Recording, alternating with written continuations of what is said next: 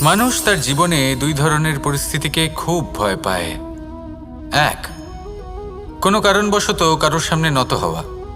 দুই, কোনো কারণে নিজের চরিত্র থেকে, নিজের মূল্যবোধ থেকে বিচ্যুত হওয়া। এবার কেন হয় এরকম যে কথায় কথায় কারোর সামনে নত হতে হয়? কেন বারংবার নিজের চরিত্র থেকে চ্যুত হতে হয়? এরকম কেন হয়? এটা তখনই হয় যখন আমাদের শিক্ষা এবং মূল্যবোধের অভাব থাকে। যদি মানুষের মধ্যে প্রকৃত শিক্ষা থাকে তাহলে এই সংসারে কোনো সময় এবং কারোর সামনেই নত হওয়ার কোনো প্রয়োজন নেই। যদি মানুষের মধ্যে মূল্যবোধ থাকে তাহলে তাকে নিজের মূল্যবোধ বা চরিত্র থেকে বিচ্যুত হতে হয় না, তা সে যাই হয়ে যাক না কেন। কোনো বালককে যদি জন্ম থেকেই সুশিক্ষার অধিকারী করা হয়, শিক্ষিত করা হয়, মূল্যবোধের অধিকারী করা হয়, তবে সে এই সংসারে এমন কর্ম করবে যাতে সে নিজেকে, নিজের পরিবারকে, সমগ্র সমাজকে গর্বিত করতে পারে। শিক্ষা লাভ করুন, মূল্যবোধ লাভ করুন এবং আমার সাথে ভালোবেসে বলুন, রাধা রাধা। এই সংসারে কোনো বস্তু হোক বা ব্যক্তি হোক, তার একার গুরুত্ব কিন্তু খুব বেশি নয়। একটা উদাহরণ হিসেবে বৃষ্টির ফোঁটাকে ভেবে দেখুন।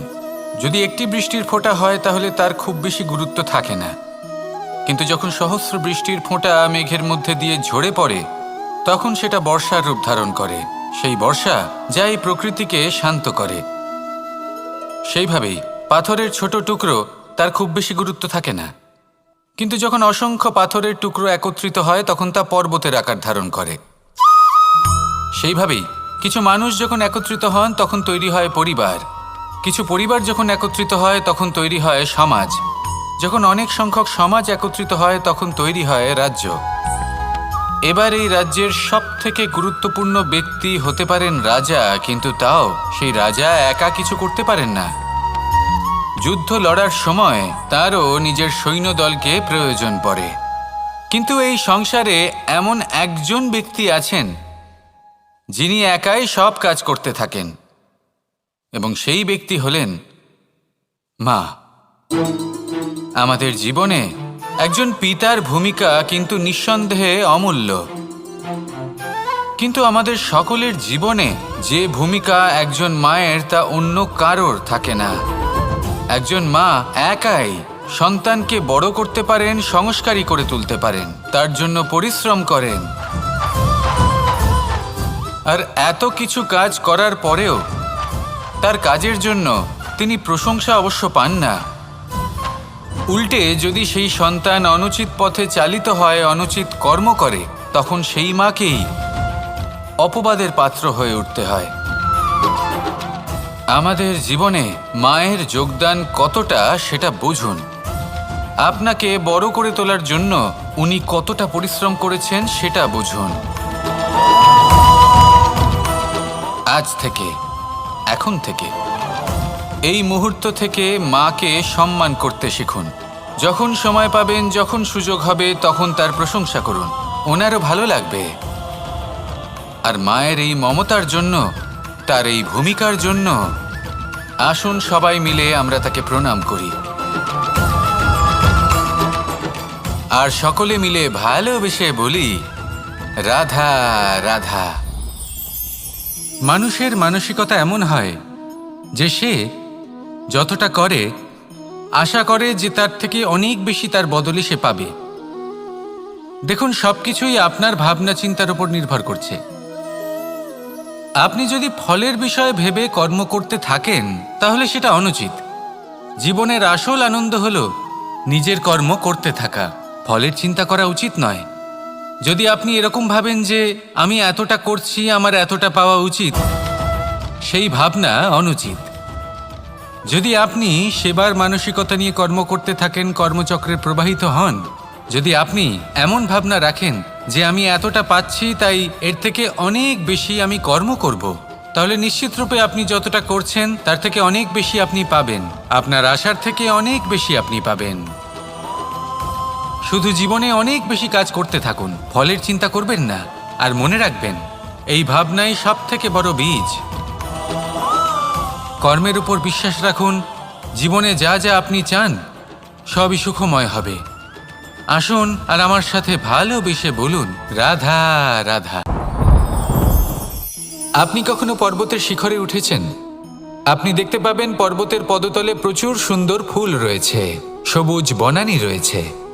যত আপনি ওপরে উঠতে থাকবেন তত ফুল কমতে থাকবে, সবুজ বনানী কমতে থাকবে। আরও কিছুটা ওপরে উঠলে কাঁটা জাতীয় গাছ দেখতে পাবেন, শুকনো গাছ দেখতে পাবেন।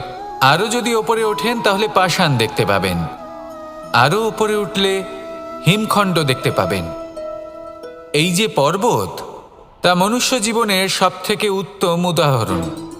মানুষ যখন সাফল্যের শিখরে পৌঁছতে চান, মহানুভবতার শিখরে পৌঁছতে চান, পথে যত আস্তে আস্তে উপরে উঠতে থাকেন ততই ভৌতিক বস্তু তার থেকে বিচ্ছিন্ন হতে থাকে। যদি তিনি সেই ভৌতিক বস্তুগুলি ত্যাগ না করতে পারেন তাহলে কখনোই সেই স্থানে পৌঁছতে পারবেন না। আর মানুষ যদি উচিত ত্যাগ করতে পারেন, পথে অগ্রসর হতে থাকেন, এগোতে থাকেন, তাহলে একদিন না একদিন তিনি মহানুভবতার, জ্ঞানের, সাফল্যের হিমের স্বাদ অবশ্যই লাভ করবেন। মনে রাখবেন, মানব জীবনের ত্যাগ হলো অত্যন্ত গুরুত্বপূর্ণ অংশ। আসুন আমার সাথে ভালোবেসে বলুন, রাধা রাধা। আপনি কখনো কোনো বাজকে নিজের বাসা বানাতে দেখেছেন? এই বাজ যখনই কোনো বাসা বানায় তখন উঁচু গাছের ডালে বা কোনো পর্বতের শিখরে বাসা বানায়, অনেক উচ্চতায়। আর সেখানে তার সন্তানও জন্মগ্রহণ করে। যখন এই সন্তানেরা জন্মায় তখন এই বাজ খুবই ভালোবেসে এবং খুব সাবধানে এদের পালন পোষণ করে। নিজের ঠোঁট দিয়ে তাদের ঠোঁটে খাবার পরিবেশন করে। কিন্তু যেই সেই সন্তানেরা হৃষ্টপুষ্ট হয়ে যায় এবং সেই কথা বাজ নিজে বুঝতে পেরে যায়, সেই বাজ নিজেই সেই বাসা ছিন্ন ভিন্ন করে দেয়। সেই সন্তান যাদের সবেমাত্র ডানা গজিয়েছে, কিভাবে উঠতে হয় তারা জানে না, সেই সন্তানগুলিকে উচ্চতা থেকে ঠেলে দেয়। সেই সন্তান প্রথমে ভয়ভীত হয়ে যায়। তারা সামনে মৃত্যুকে দেখতে পেয়ে ভয়ের কারণে তাদের ডানা ঝাপটাতে থাকে। আর সেই প্রক্রিয়াতেই সেই সন্তানগুলি উড়তে শুরু করে দেয়। এবার এই ঘটনায় আমরা কি শিক্ষা পেতে পারি? এটাই, যদি আপনি মাতা পিতা হন তাহলে নিজের সন্তানকে অবশ্যই স্নেহ করুন, কিন্তু তাদেরকে নিজের আঁচলের তলায় বেঁধে রাখবেন না। যদি আপনি চান আপনার সন্তান জীবনে উন্নতি করুক, তাহলে নিজের মুঠো থেকে তাদের স্বতন্ত্র করে দিন। এই সংসারে সংঘর্ষ করতে দিন। সেই সন্তান নিজেই বুঝতে পারবে যে জন্মের সময় পাওয়া ডানা কি করে ব্যবহার করতে হয়। আর আপনার চোখের সামনে আপনার সন্তান এই আকাশে উড়তে থাকবে। তাহলে আসুন আমার সাথে ভালোবেসে বলুন, রাধা রাধা। এই সংসারে সব থেকে বড় ব্যক্তি কে? আপনি বলবেন, এই কেমন ধরনের প্রশ্ন? কিন্তু এটা হলো সব থেকে উচিত প্রশ্ন। কেউ এর উত্তর দেবে যে সেই মহাপ্রতাপী রাজা, তিনি হলেন সব থেকে বড় ব্যক্তি, সেই বড় রাজনীতিবিদ, তিনিই সব থেকে বড় ব্যক্তি। আমি আপনাকে জানাই যে সংসারের সব থেকে বড় ব্যক্তি হলেন তিনি, যার সাথে দেখা করলে আপনি নিজেকে ছোট মনে করবেন না। কোনো ব্যক্তি যিনি সব থেকে বেশি শক্তিশালী, আপনি যদি তার সামনে যান তাহলে উনি আপনার অন্তরের শক্তিকে বাইরে বের করে আনবে। আপনার অন্তরের লুকিয়ে থাকা শক্তিকে জাগ্রত করতে প্রেরণা প্রদান করবে। তিনি হলেন বড় ব্যক্তি, তিনি হলেন মহান ব্যক্তি। তিনি নন যিনি নিজের বল এবং ঐশ্বর্য দ্বারা আপনাকে তার সামনে ছোট প্রমাণ করবেন। এবং সেই জন্য মহাদেব আমার আরাধ্য হলেন আমার খুব প্রিয়। কারণ রাজা হোক বা ফকির, কেউ যদি ওনার সামনে যান তাহলে সে নিজেকে ছোট মনে করেন না। আপনিও যদি জীবনে অনেক বড় হতে চান তাহলে কাউকে কখনো নিজেকে ছোট মনে করতে দেবেন না। তার অন্তরে বড় হয়ে ওঠার প্রেরণা প্রদান করুন। আসুন আমার সাথে ভালোবেসে বলুন, রাধা রাধা। সূচের শেষে একটি ছিদ্র থাকে যার দ্বারা আমরা এই সুতো পরাতে পারি। আর তারপর সূচের সাহায্যে এই সুতো দিয়ে বস্ত্র সেলাই করা যায়।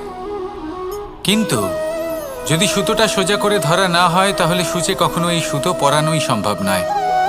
যদি এতে কোনো গিঁট পড়ে তখন তা কখনোই এই ছিদ্র দ্বারা প্রবেশ করা সম্ভব নয়। ঠিক এইভাবেই যদি আপনি কারোর জীবনে প্রবেশ করতে চান, কারোর অন্তরে প্রবেশ করতে চান, তাহলে আপনাকেও সহজ থাকতে হবে।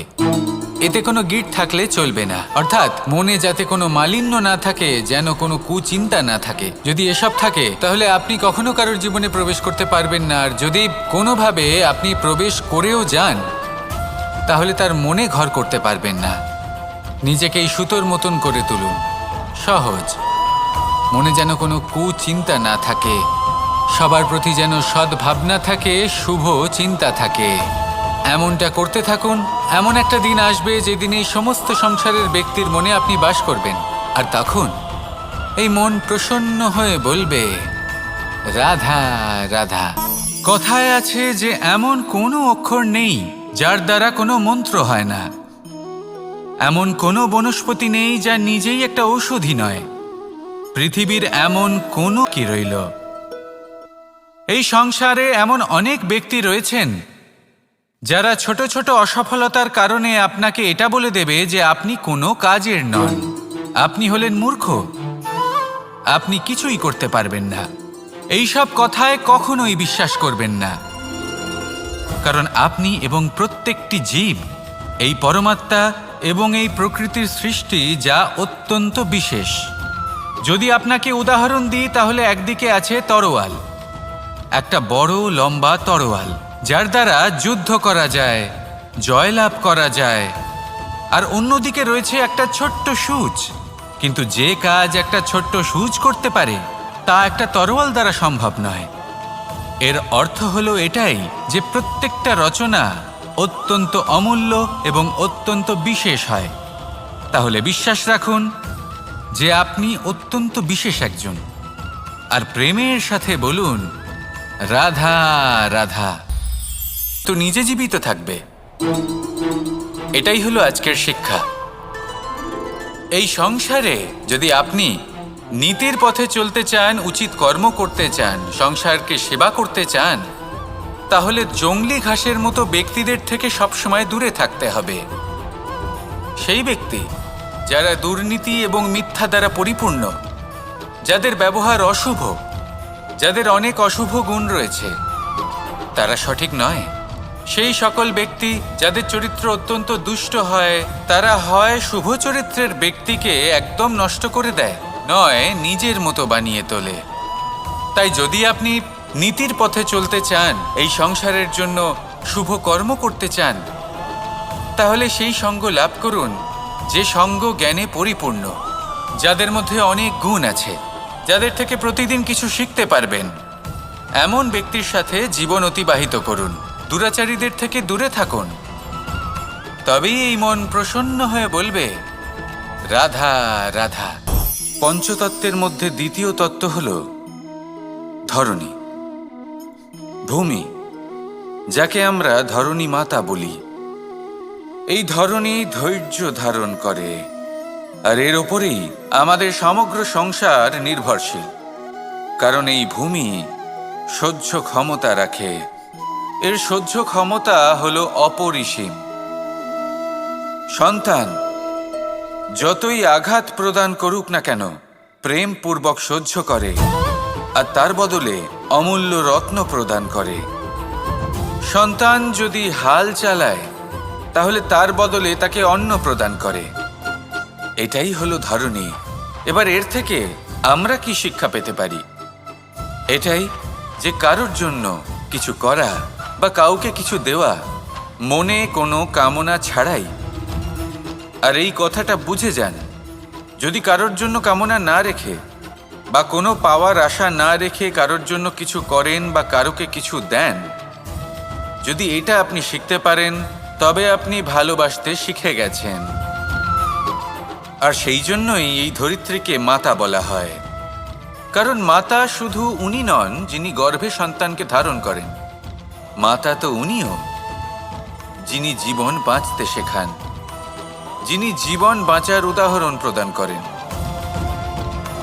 তাহলে ধরণীর থেকে এই নিঃস্বার্থ ভাব শিখুন নিঃস্বার্থ ভালোবাসা শিখুন, আর এই ভালোবাসার সাথেই বলুন রাধা রাধা।